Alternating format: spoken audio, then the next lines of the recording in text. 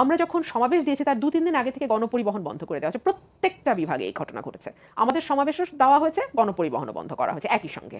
আমাদের সমাবেশ যেদিন ডাকা হয়েছে সেদিন 3G 4G network, telephone network BTRC বন্ধ করে দিয়েছে। এবং এই যে বন্ধ করে দেওয়া, এটাতে শুধু যে বিএনপির কর্মীরা ভোগান্তিতে পড়েছে তা নয় কিন্তু, কারণ গণপরিবহন শুধু একলা বিএনপির কর্মীরা ব্যবহার করে না, গণপরিবহন সাধারণ মানুষ ব্যবহার করে, তারাও ভোগান্তিতে পড়েছে।